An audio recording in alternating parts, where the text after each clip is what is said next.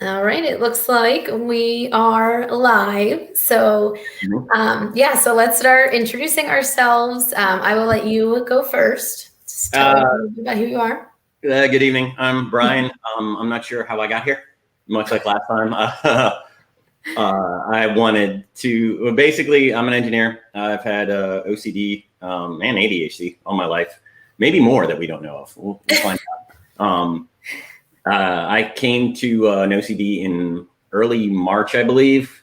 In late February is when I actually called, and Mollie was my the peer person that I called, and she's the first one who got me into this after the call to do the diagnosis and see if OCD could help, which it did a lot, and I've gotten a lot more time back in my day, but it's something that is an ongoing struggle and always will be. It's something that I knew I always had. There's been a history in my family, and we just never talked about mental illness or anything. Just doesn't come up, and it still doesn't. Like I was talking to Mollie earlier, they don't want to acknowledge it, but something I know, at least my nephew and I have been diagnosed at least, and there's a lot others in my family that should have been diagnosed, but they just never wanted to seek help with various results. So I encourage you, if you're thinking about it, take the first step and call someone. The call, especially in OCD, is free. And even if you decide to go somewhere else, they can help you go in the right direction.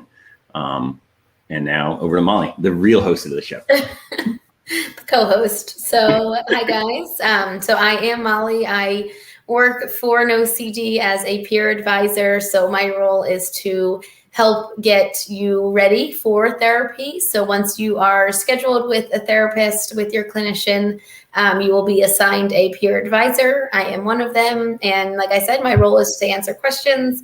As somebody who, of course, has OCD and has gone through therapy with an OCD, I am there to help support you and cheerlead you as you go through your therapy.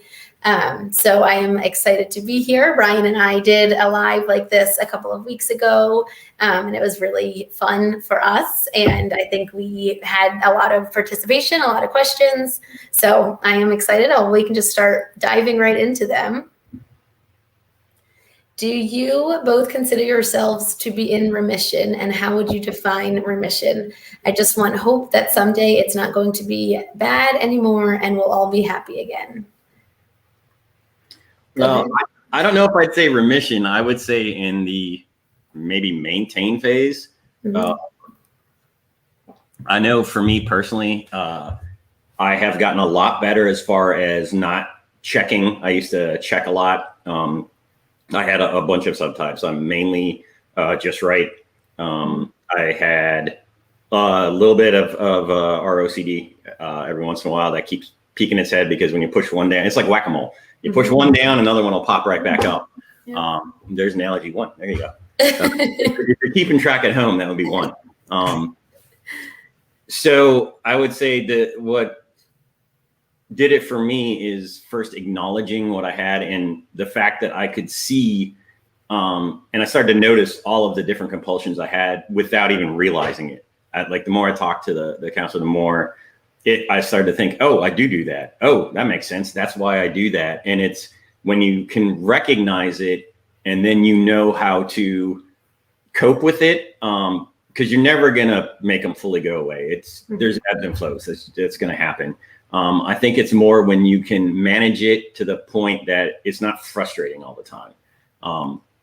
I'd have times going, especially on travel for work, and the worst was I literally, between that and my ADHD scatterbrain, I couldn't remember if I shut the door, and I'm going to be gone for like a week, and my neighbors weren't around. So I didn't have time to not make my flight. And it was the hardest flight ever, because I just kept ruminating in my head, oh God, what if this happens? What if this happens? What if this happens?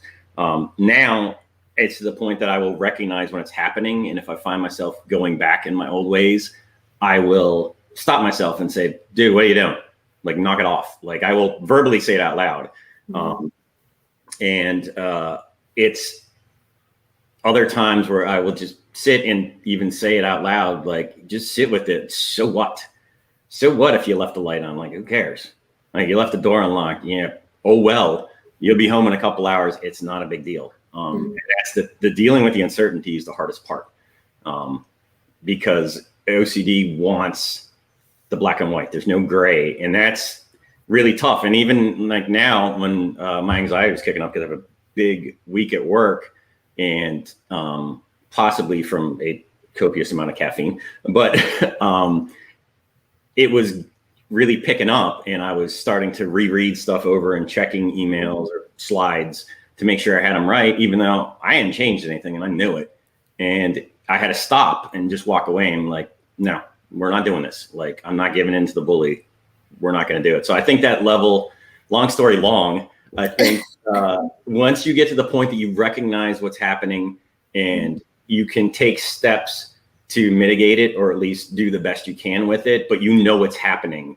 And even if you don't cope with it the way you'd like to, maybe you check 5 times instead of 10, it's a step in the right direction. Once you realize what's happening and you can do something about it, then I think you start turning the corner towards maintain. And I think for me, the maintain or remission, I'll keep using maintain, is that it's not nearly as bad as it used to be. And I know that it's going to happen. I don't need to necessarily maybe do all the ERP like all the time. I'll still check myself or do little things, but I think it's when you realize, I think I'm okay. Like, I know what's happening, and it's going to go up and down, but when you realize that it's happening and then you can not have it surprise you, I think that's when you start getting more into the maintain. But I think it's going to depend for everyone. It's definitely different for everyone. But sorry for hogging the mic. Over to you, Mollie.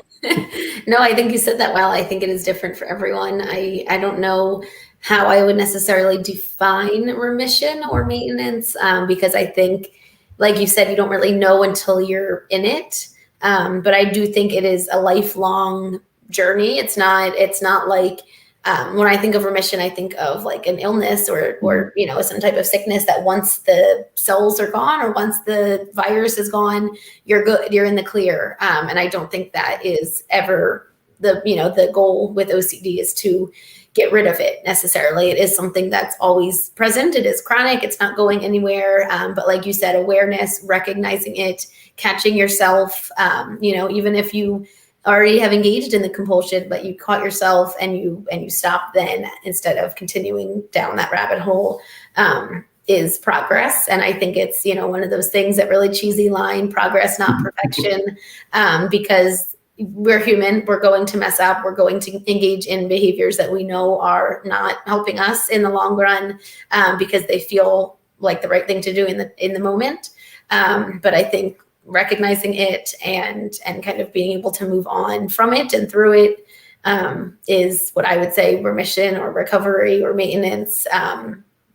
I don't think it's, a goal necessarily. It's more of an ongoing process, I guess. Yeah, no, I agree. It's, I think you'll, like you said, it's different for everyone, but it's when you get to the spot that you can feel, and maybe there's different levels of, you may be maintaining for a while and then you may have a backdoor spike or something happen. But it's when you're comfortable and you have a feeling of like, it's not imminent all the time, and you feel more comfortable yourself. I think that's, even if it's different, plateau and going down a couple different maintain phases. I think when you feel, and you'll feel relief when you start thinking you're getting there, at least when you feel comfortable with it. So so best of luck with it, and just keep your head down and keep marching on. Yeah, absolutely. So this person is asking about, so they said, I have PTSD from being hospitalized 30 times mistakenly for suicidal ideation when it was suicide, OCD. So there's that. Whenever I see cops or sirens, I get the urge to call 911 and lie that I'm suicidal. Could these urges be intrusive thoughts and my way of trying to recreate the trauma? That sounds really challenging to whoever was going through this experience. The difference between OCD, suicidal OCD, and actual suicidal ideation is there. There is a difference there, and that is very, I think, invalidating to kind of be be told that you're suicidal or to, I'm trying to think. So mistakenly for suicidal. Okay. When it was just suicidal OCD. Gotcha. The urges be intrusive thoughts. I mean, anything can be an intrusive thought. I don't know. Do you have, Brian, anything to add to that? Well, along the lines, like you were saying, the urges, yeah, they could be, I mean, anything you think of it could be an intrusive thought because they're always coming and going all the time to various degrees. And I'm sorry that you had to deal with that. That's a serious, I mean, yeah, suicide in general is serious. If anyone struggles with that, please call. There's lines out there. Trust me, because I've been in the dark places before too. So it's not good. And usually I'm one of those people that tends to, pull back when I'm, in a dark place, and it's not the best. And a lot of people are like that. So I can only imagine what you've had to deal with, especially when they thought it was the ideation when in fact it was your OCD. But I would say definitely it could be those could be the cause of the intrusive thoughts. And sometimes it's not. You may think something is the cause of the intrusive thoughts when it's really, or your compulsion rather, and it's really not. It could be linked to something else, and that just happened to be what you latched onto, or your OCD rather latched onto. Fully latches onto something. But it definitely could be. I think that could be the source of it. How to deal with the fear of going insane with OCD? Well, I will say that I hate to do the typical answer of I can't say so what with this one because you can't really sit with it. But I think I can feel you on that because my brain is a chaotic mess most of the time. It's tough between one feeding the other, and there's all that comorbidity with OCD. The intrusive thoughts are going back and forth all the time. And I, for the longest time, didn't understand what was going on. And I thought for a while, I thought there was just something wrong with me as a kid, and that I just had these weird thoughts because I get random stuff pop in my head, driving down the road, oh, I should swerve and hit the tree. I didn't, but I would think what is wrong with me? Is there something seriously wrong with me? I think the biggest thing is OCD is if it starts pushing you, just try to, Dr. McGrath always says to sit with it, but you have to think of, it's going to sound like a cop out, but anything can really make anyone snap or go insane. Just because having OCD won't make you go insane. It will make you doubt who you are and doubt how your mental, mental awareness, your mental stability. But I don't think OCD itself, I think there would be underlying issues. Granted, I'm not a doctor or anything. But I think it would be the bully's trying to force you. If it starts forcing you in that direction, just say, you can push me. It's not who I am, and not to give into the reinforcement or the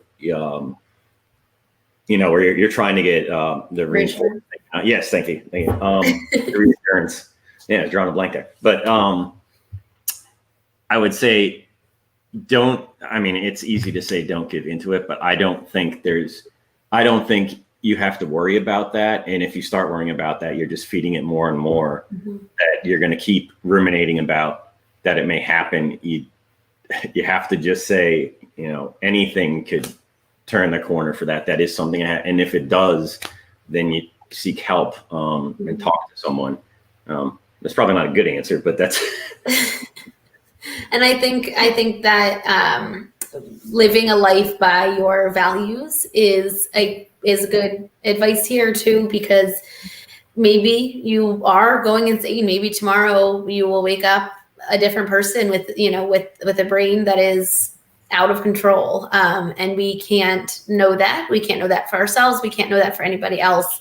No one else, no one has that certainty, but we still need to do the things that we want to do. We still need to, live the life that we want, go to work if that's, the path we're taking, raise our family, whatever it is.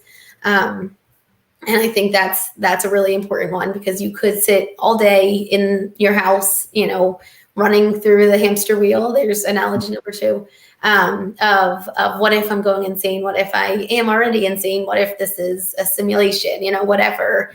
And it's not going to get you anywhere. And you will also miss out on life and on joy and love and everything else that's out there. So I think everything that you said, and, doing the things that you want to do, even with those fears those fears can be there, and kind of come along for the ride. Yeah. And I think the one thing I always get reminded of is, when you're speaking of worrying about either regret in the past or worrying about the future, is if no amount of regret is going to change the past, and no amount of worrying is going to change the future. So just deal with life now, get on with your life, and what happens is going to happen, and you deal with it when it happens. Yeah. That's very good. Is it common in OCD to struggle kissing your significant other? Yeah. I mean, anything, I think everything is more difficult with OCD, honestly. And it depends what kind of OCD too. Yeah. If you have, if you're talking about like a cleanliness OCD or something, you may be worrying about, whether they eat, do they drink from the water fountain, or they even have water fountains anymore. But, and if you have a relationship OCD, you may start thinking in your head, what if were they with someone else, or maybe I'm not good enough, and you start doing all the doubting, going down that rabbit hole. So yeah, I think it could be, it's going to depend on the person. Anything could be common to certain people. I'm sure if you put that out on like the NoCD app or somewhere, I'm sure someone will respond and say, oh no, absolutely, I've had that. You'll always find someone, even when you think you're alone and no one has those thoughts or those compulsions, someone has. They just either didn't want to speak up with it, or it's not talked about. And don't be afraid if you ever want to ask that question of your therapist or counselor, because trust me, they've heard everything. I've tried. I mean, I could try to make stuff up as a challenge, but I doubt I'd be able to stump Robin. Yeah. And I think that anything in terms of intimacy can be really difficult when you have intrusive thoughts that are violent or sexual or anything that is, quote unquote taboo. When you want to kiss somebody and you have a thought, that's violent, that's really hard. It makes it really hard to be intimate and to be romantic and whatever else with anybody.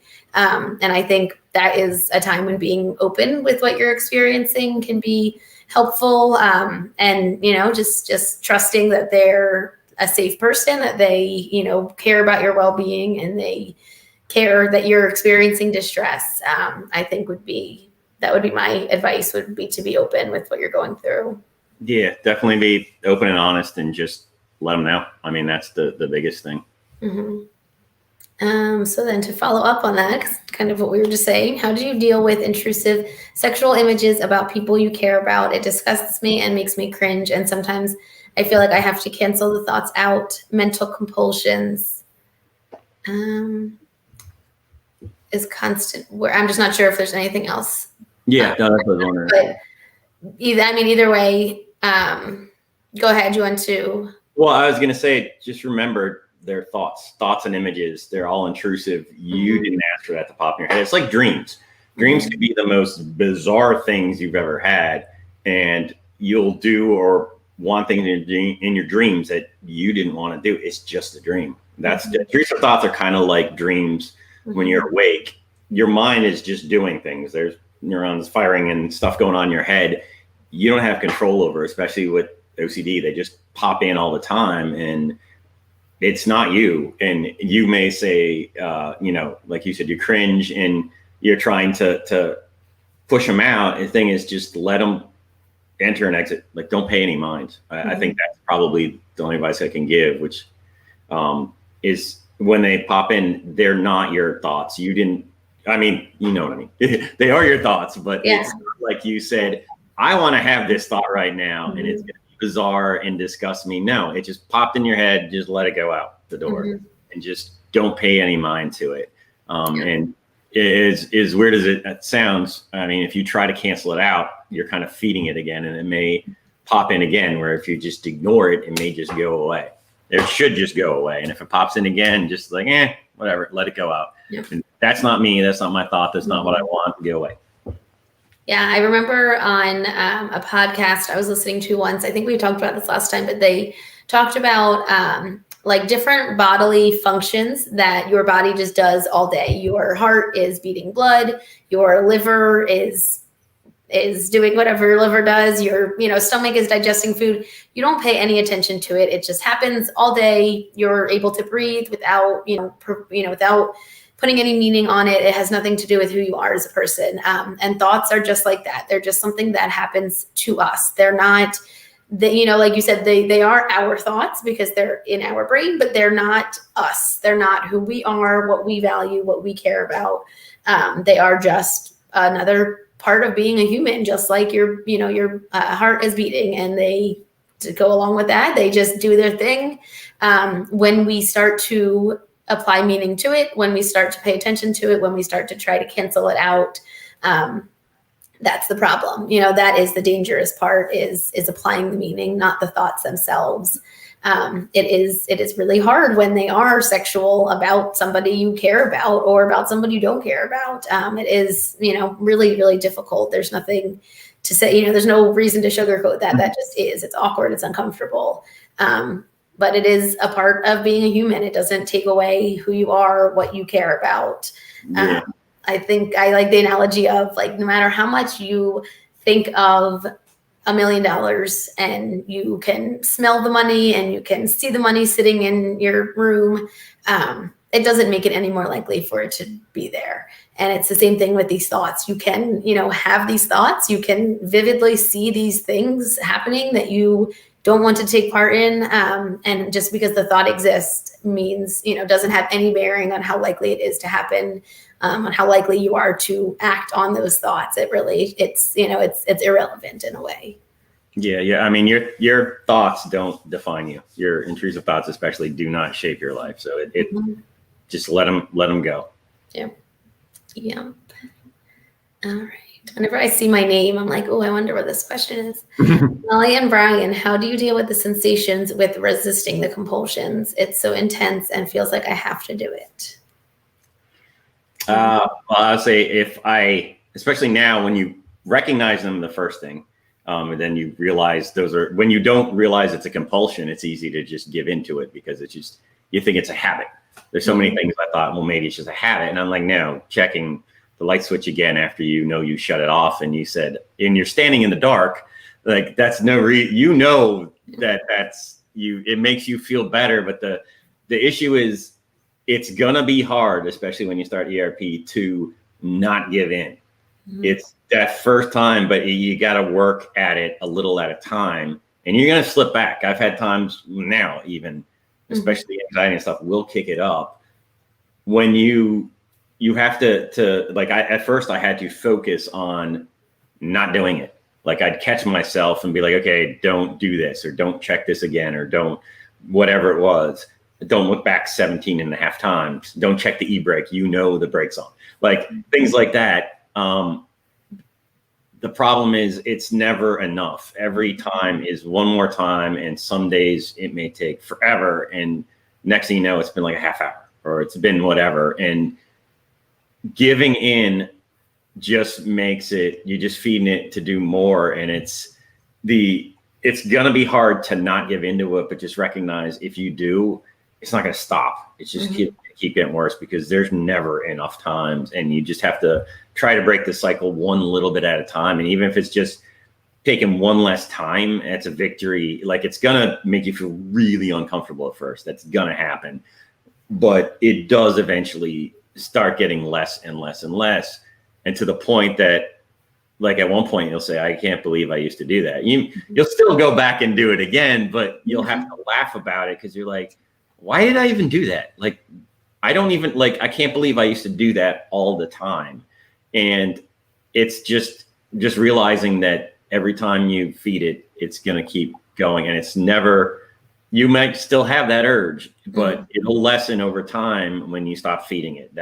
That's really the thing. It's going to be difficult, some more difficult than others. It depends what it is. And when you stop doing one compulsion, another one might pop up in its place and say like, do me instead. Don't give into that. But I guess that's the advice I have is it'll be difficult, but just remind yourself it's for the best. And if you take that step and try to not give in, even if it's just a little bit at a time, take the little victory, eventually it'll get better. And even if it's a little better than it was originally and may not completely get, it will never go away, but it may not be like down to the point of never happen, or like instead of checking a dozen, check one. Even if you got it down one or two, you still did a good job. And it'll feel great when you start doing those even little steps. Just try it. And don't give in, don't feed the monster. And then you'll feel, I guarantee you'll feel a lot better when you start, even if it's just one. If you can do something one less time or whatever it is, or sit with it for 30 seconds or something, one little victory will feel great. And then eventually you might get to the point where you may not do it again, or do it rarely. And you don't even give it a second thought because it's just not there anymore. You haven't fed it. And so it just starved and went away, and who knows, maybe move to someone else. I don't know. Yeah, I think you said that really well, that every little bit adds up. Even if it doesn't feel like it is at the time, it's, short-term pain for long-term gain. Not that it's actually, painful, but it is uncomfortable, awkward. Yep. It doesn't feel good to sit with that anxiety. And it might last a while of that not feeling good. But it will eventually come back down. It always does. It has to, eventually come back down. And like you said, it adds up over time. Every little bit that you do works and builds off each other. And have compassion for yourself. If you feel, beating yourself up you're never going to hate yourself into recovery or progress. So I would say have some compassion and patience, and know that it can get better. It does get better. And like you said, every little bit, every time you do it, it's good. It's helpful. Yeah.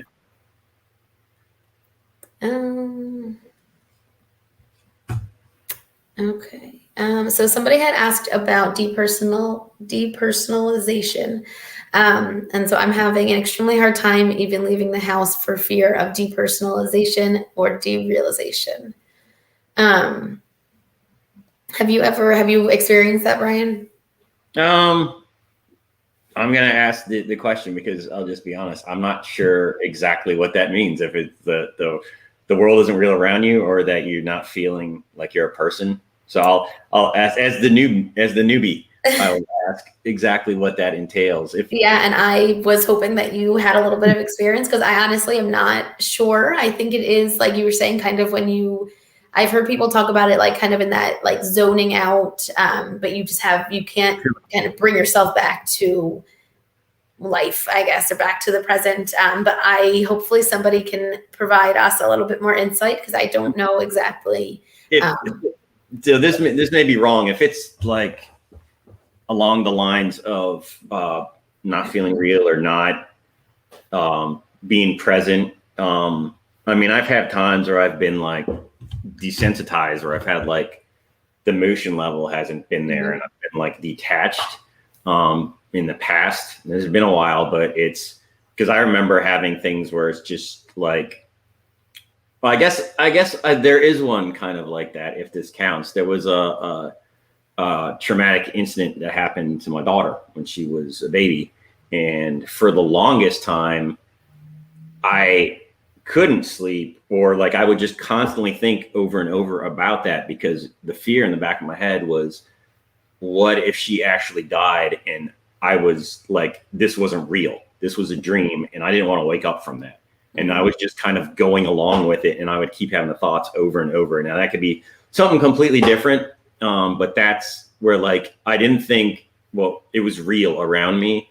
And for a while, I would even start thinking, well, I can say that or do that because this isn't real anyway. And that was just from that. I just remember for the longest time, I kept being afraid, like I'm going to wake up and this is all a dream and she's going to be gone. And that was one of the worst things I could remember. And I could be way off base, and I'm sorry that I don't, if I'm not grasping it right. But if that's along the lines,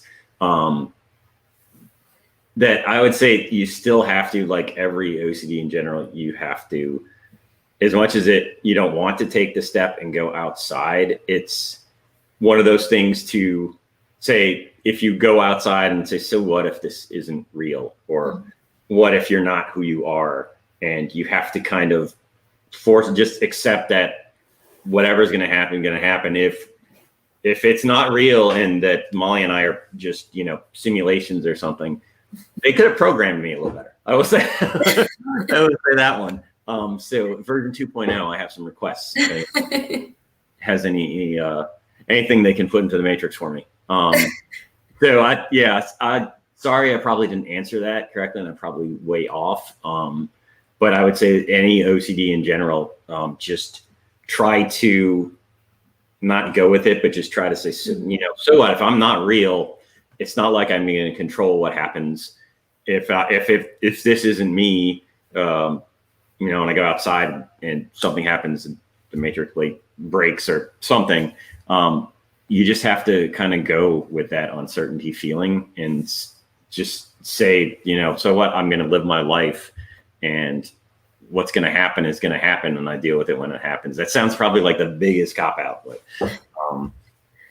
I hope somebody is able to say, verify whether that is what they're experiencing as well. So there's a couple questions about showering. So somebody said how to take my shower quickly because I take a long time, contamination. And then someone else has asked about taking a shower for too long because of my obsession with cleaning every part of my body until spotless. If I think I missed a spot, I'd have to clean that area again, or stress comes. So that is definitely something I have experienced as well. Less so with contamination, more so with, like Brian was saying, with that just right feeling. So having to do every step in the shower the exact same order. If I go out of order, or if I skip a step, starting over. And that takes a really long time. Sometimes you're in the shower for what feels like days, but is a lot longer than a typical shower, because you are engaging in those compulsions. Whatever the reason is, at the end of the day, it is still a compulsion. So I would say what I did was intentionally skipping a step, intentionally going out of order. Something that I'm still working on is, when I'm like done with the shampoo, is leaving the lid open, putting it backwards, so it's not right. So it doesn't feel right. And that would normally stop me, and I'd have to kind of start all over. And so that's something I've been working on, is not starting over. And, it sounds, to some people who don't have that type of compulsion, that might sound really simple or basic or whatever. But it is difficult. Like this person said, the stress comes. So I would say try to break up the routine or the pattern in any way that you can. So, purposely miss a spot, purposely put something on you that makes you have more spots, that is dirt. Put some dirt on your leg and don't wash it off. That would be my advice if it is, contamination related. Yeah. And that's like you were saying, for most just right OCDs, because I have that same step, that if I miss a step or something is out of place and I get stuck, I'll either get stuck infinitely on that step, or the anxiety is ridiculous, where it'll just, my head will spin, because it's like, I wanted to do that and now I can't. And like you said, injecting a little curveball. Well, I didn't do that spot, or I didn't use that. If you have to use this shampoo or make sure you use this face wash on like this certain day or something. Like use this soap or use that. Just don't try to force it. Like I had something along those lines of steps I wanted to do before even we started this. And I purposely said, nope, I'm going to let it go. So I have something sitting every once in a while. It's popping in my head going, you should have done that. It's sitting on the counter. You really need to do that. But I'm ignoring it. because Yeah, I'm like, that's awesome. I'll do it later. But it's one of those things I even thought the constant interject something to just throw myself a curveball and say like, this is good for you. It's never going to go in order. That doesn't always happen. So try to knock yourself out of the routine just a little bit and give yourself a little ERP injection, and that may help. And that's for most just rights. I found that helps a lot. Just try to throw yourself a curveball so that the list, and then OCD is kind of looking at it like a dog confused, like what? Like what just happened? I think anything with a routine like that is, just doing it backwards or doing it in, the opposite direction. I know when I first started, I would always put my right contact in and then my left contact. And one of the first things my therapist had me do was start with my left contact, and it felt wrong.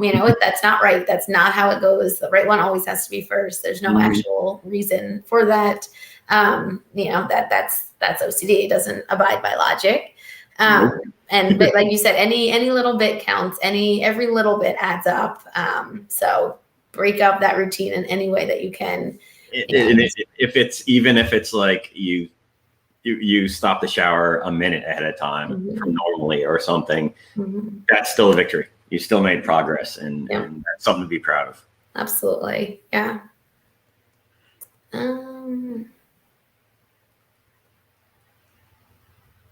There are so many. I love seeing people talking to each other too, because we are not experts. Like, we are just two people who have OCD and have made progress in our journey. That's it. So I love seeing people answer each other's questions. It's really, really cool. Yeah, I mean, sometimes that's the resource that can keep going, even because there's no way we could get to all these questions. Yeah. That was something that my moral scrupulosity would pick up on, is if I miss a question, I feel bad. Like, I feel guilty that I am not answering this person's question. And I wanted to apologize to everyone that I missed. And that's, we can't. There's so many, and they're all valuable. I would love to sit here for hours and answer every one of them. Yeah. Let's see. So somebody asked about checking. Oh, let me see. I think I lost it. Somebody asked about checking emails. And I know that is something that you have talked about before, Brian. Sorry, I'm trying to find it here.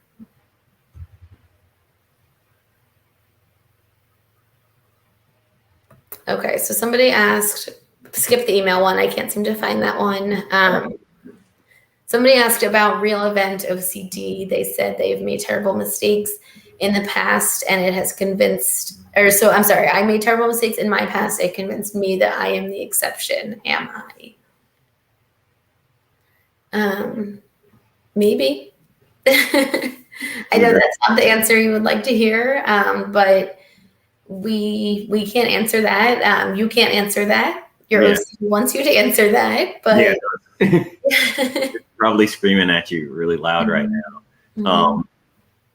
Yeah, I mean, it's tough. Because I will sometimes have I've had before, like the false memory where, and I used to just think it's just my memory was terrible, but it's just that it's to the point that I'm not, like, I couldn't even be sure at some point certain details that, especially if I was the only one there, like, I think I know what happened, but I'm not 100% sure. And it's one of those things that I have to just accept that I'm not going to know exactly. And if it seems wrong or something, I'm like, okay, I'm pretty sure that didn't happen. But it's, I mean, granted, not the same as real event OCD, but it's kind of the uncertainty of, I can't change that, or like you said, maybe it happened, maybe it didn't. And you just have to kind of not accept it, but accept the uncertainty of, I'm not going to know for sure, but I'm still here. So especially if it's something weird, like, I imagine I was in outer space or something. It's like, I don't think that really happened. Like, I'm pretty sure I didn't get launched into space, as far as I know. But it's the fact that you have to and I always feel bad when I tell people like you have to live, like deal with just sit with the uncertainty, because a lot of people will be like, well, they keep saying it. That's the biggest cop out. What do you mean? Like do nothing? And it's like, yeah, that's the hardest thing to do. Yeah. Is do nothing, because it wants you to either say it's either, door number 1 or door number 2. You got to pick one. And if you just go, nope, well, I'm going to, sit here, the OCD is going to act up because it doesn't like it, because it wants you to think that, no, hey, I'm your safe haven, like give in to me and everything is going to be so cool. And it's like, well, if I give in to you, I feel worse. I don't think you're a good person. Like, you know what I mean? Like the OCD I'm talking to is like, so I would say, we can't answer that, and you can't answer that. The OCD won't answer it for you. It's just going to ask a question, and you just have to basically look at it and stare it down and say, so what? Yeah. Well, yeah. So some people did answer about depersonalization. okay. So they said the depersonalization, I feel, is basically when nothing feels real around you. It's like looking at your arm and it doesn't feel real, or it doesn't feel like your arm, or hearing your voice and it doesn't feel like your voice.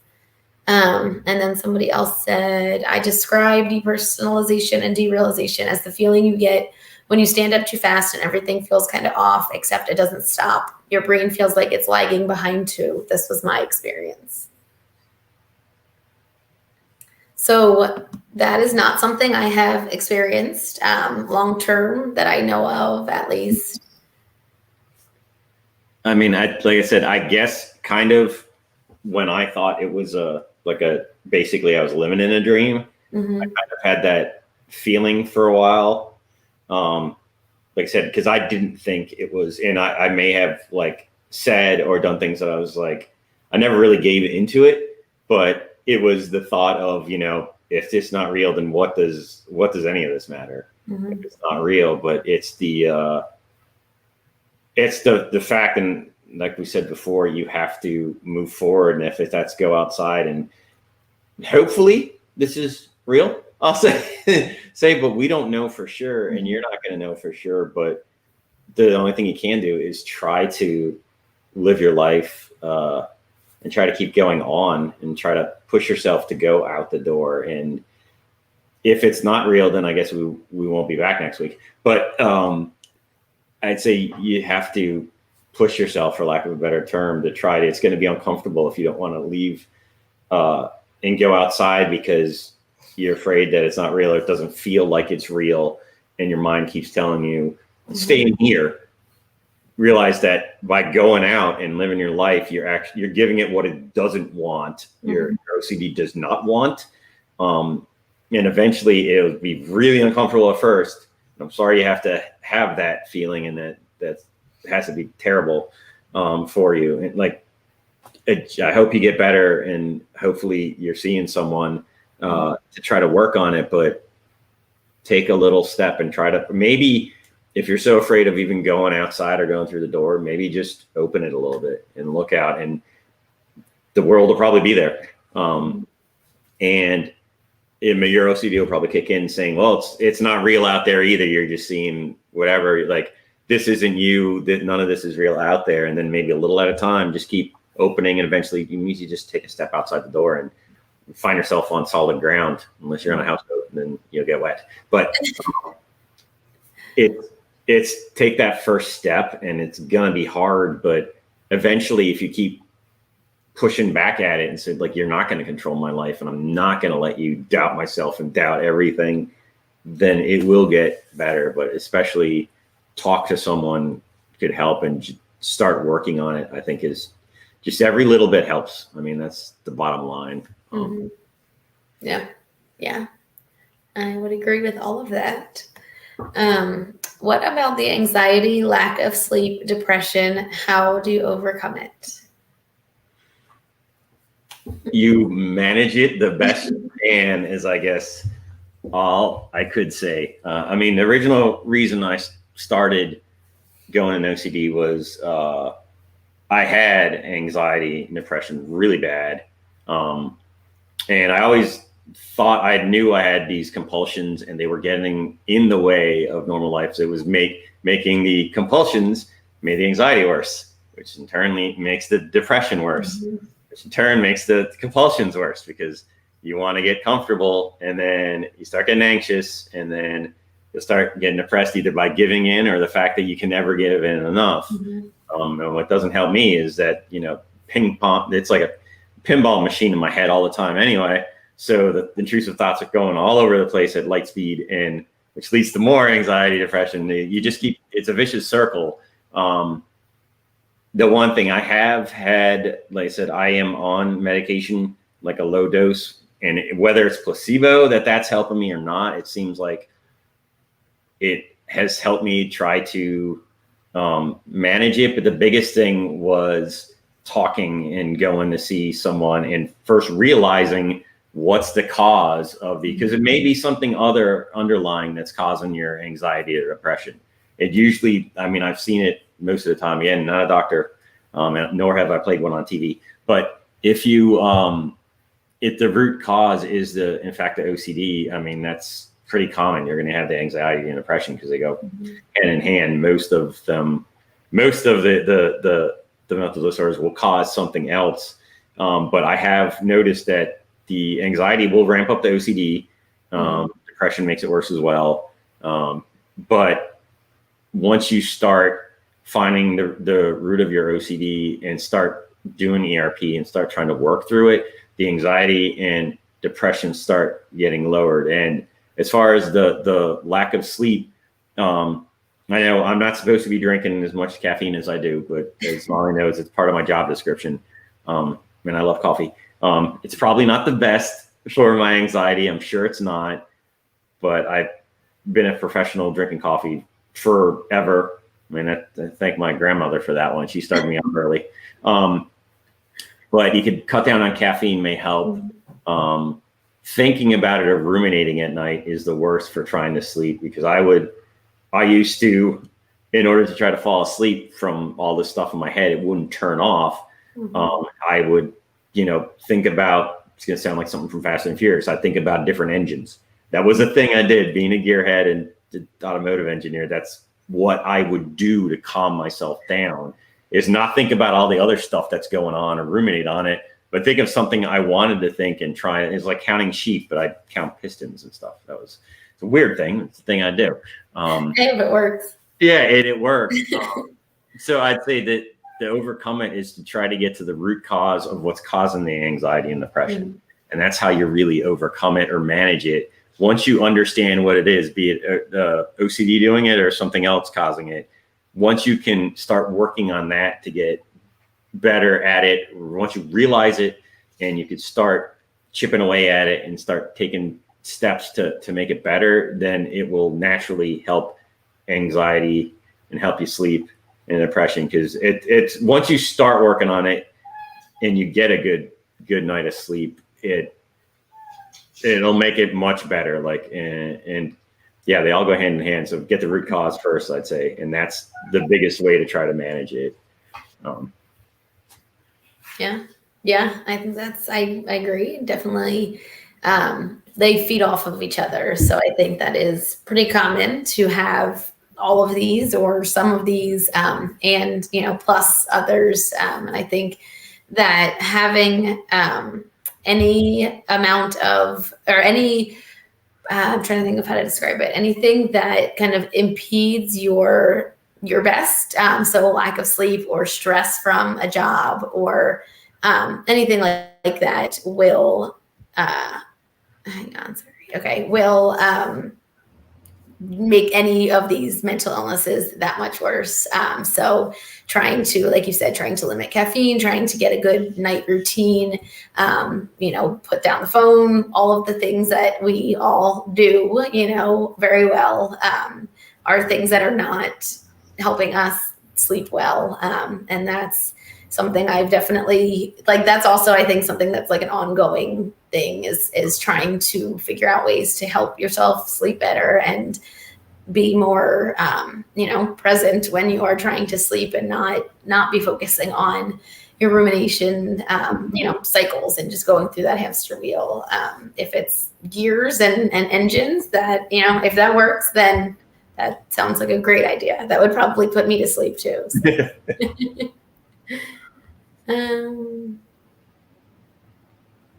Do you have tips? Okay, so this is interesting. Do you have tips on what to do when OCD tries to make it seem like you are hiding something? I guess it depends on what it is. I don't know if they mean from themselves, from somebody else. Yeah.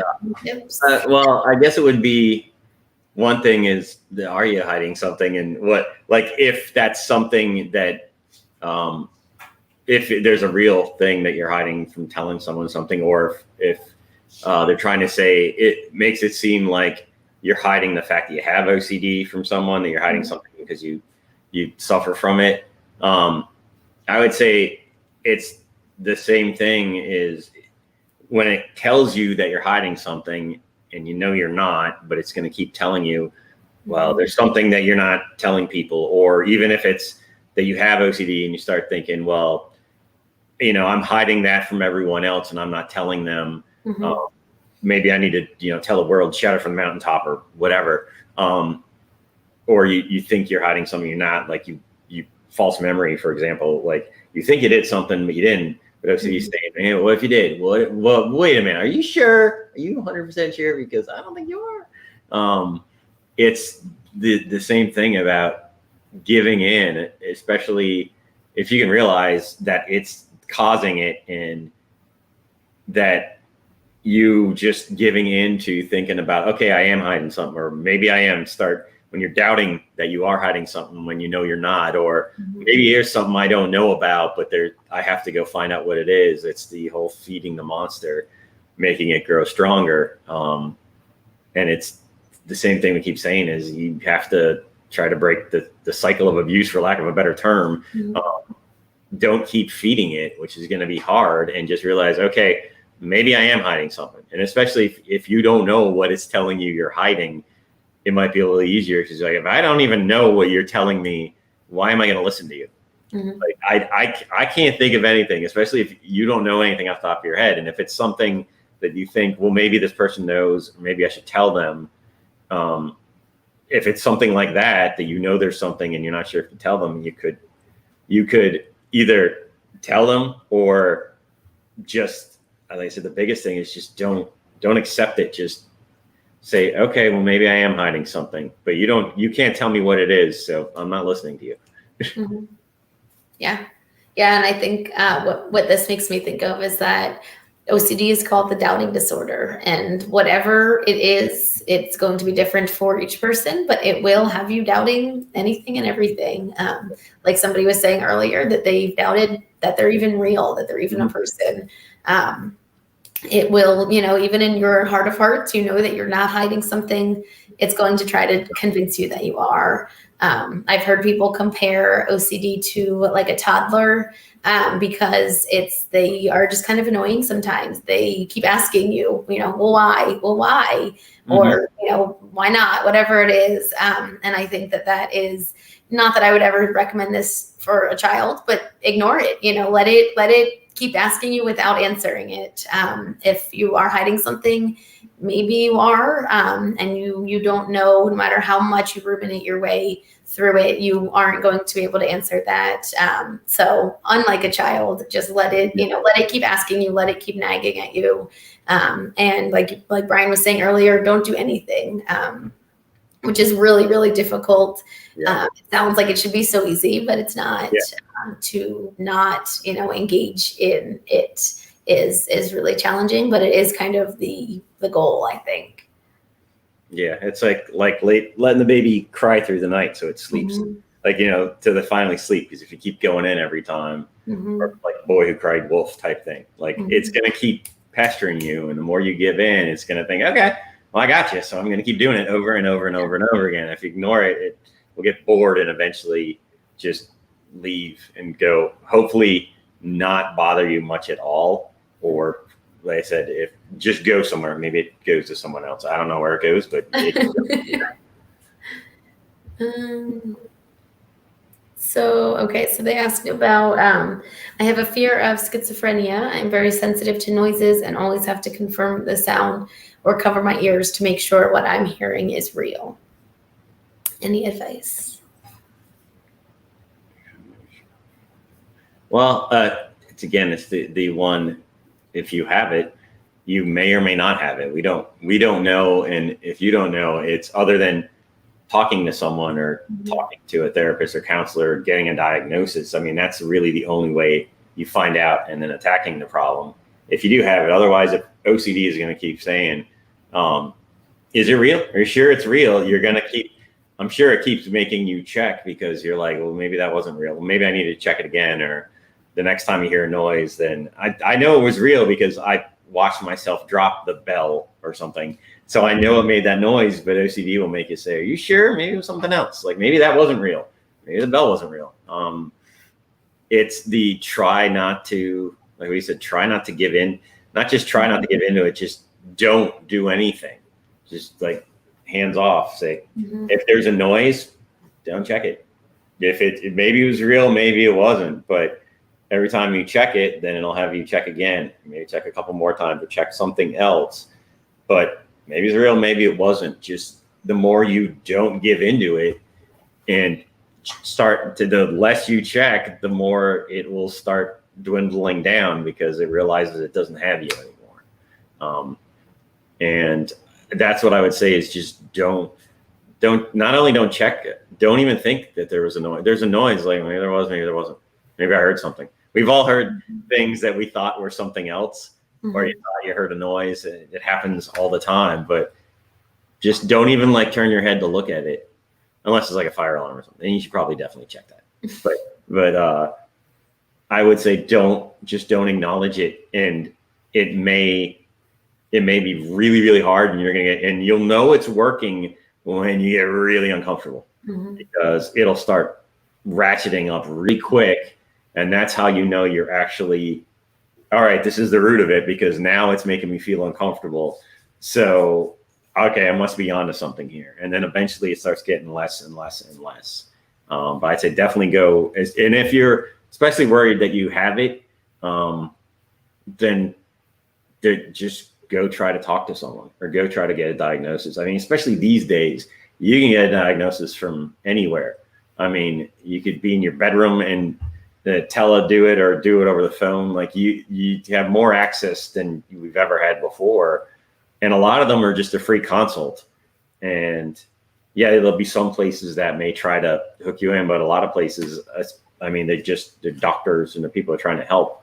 Just pick up the phone and ask. And if it's really just, you said, especially if it's OCD and you know it, then attack the OCD.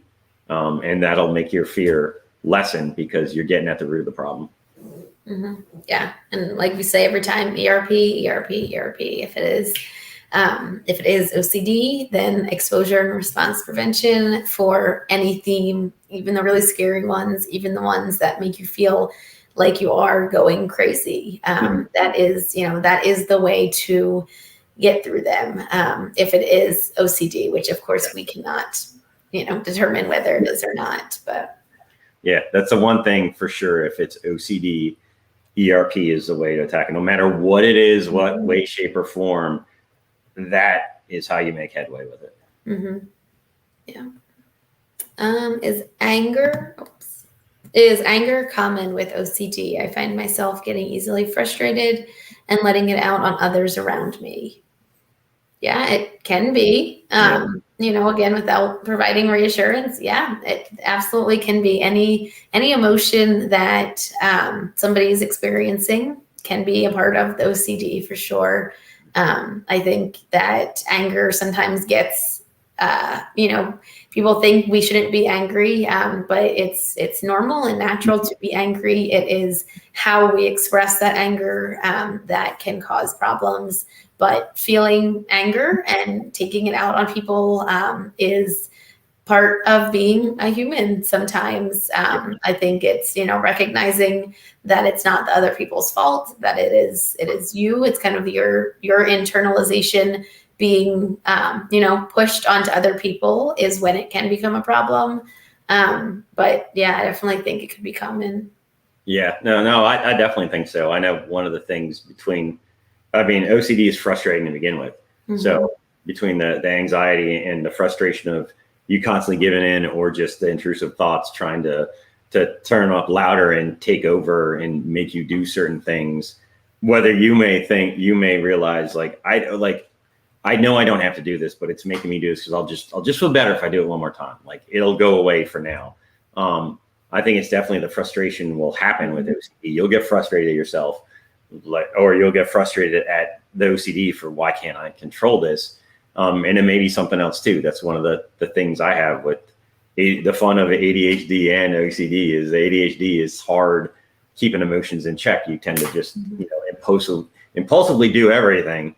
Emotions being one of them. So in my case, it's even harder, because sometimes I'll feel myself like it'll go really quick from 0 to, really full blown top, like something out of a Bugs Bunny cartoon where you're just furious and fire come out of your mouth.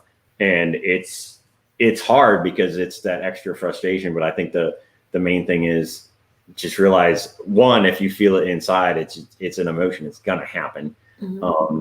And if it's the OCD feeding it, don't feed it, and it won't feed the anger. You're still going to have those emotions. They're normal. You're going to have them. I think the frustration will lead to anger. So I would say, yeah, it's pretty common, especially depending on when you're getting angry, but maybe it's something else. Maybe you have something else with it as well that's keeping your emotions. I mean, our brains work differently. Like, that's part of the fun is it works a little bit differently. So I'd say, yeah, you're not alone in that one. Absolutely. Well, it looks like it is 9:00. There are a couple of questions, and I do want to apologize that we couldn't get to all of them, but we do not, unfortunately, have hours. So this was really fun. Brian and I will both be back here next week, same time, same place. So if you guys did have any other questions that you wanted us to answer, we will be here. There are more lives throughout the week, so definitely come back tomorrow. Brian, did you want to say any closing words? Well, I'll say thanks to everyone for all the questions and for showing up. And if you feel free, you always can throw them out on the NoCD app too. Put the questions, someone will answer, whether it's, like you said, we love seeing in the chat, you guys talk back and forth. That's part of the thing. That's part of the reason, is to get the conversation going and to try to, even every little bit, if you've dealt with something similar to someone else, just let them know your experience. I mean, when you know or feel like you're not alone, like, that's the best feeling for it, because I guarantee you, whatever your compulsion or your intrusive thought is, someone else has had it, or something really close, and they think they're alone too. So even if you put it out there, you're not alone. And then maybe there's one other person, and who knows, they may become like your best buddy, talking back and forth. But thanks for all the questions. And they said, apologies, because there's no way we could get to all of them. We try to do the best we can. And again, we're no doctors, but we try to give you whatever insight we can. And thanks for dialing in, and just stay strong and keep working at it. Yeah. And back to you, Mollie. Yeah, perfect. Well, I'm trying to think I think you covered everything. You're not alone in what you're experiencing. Reach out if you need a therapist. NoCD has some fabulous ones. We do also offer free support groups throughout the week. A lot of them are led by therapists themselves. So if you're not able or comfortable going to therapy, we do have those free support groups. And like I said, somebody will be back here tomorrow, same time. And then Brian and I will both be back here again next week. So take care, everyone, and keep fighting.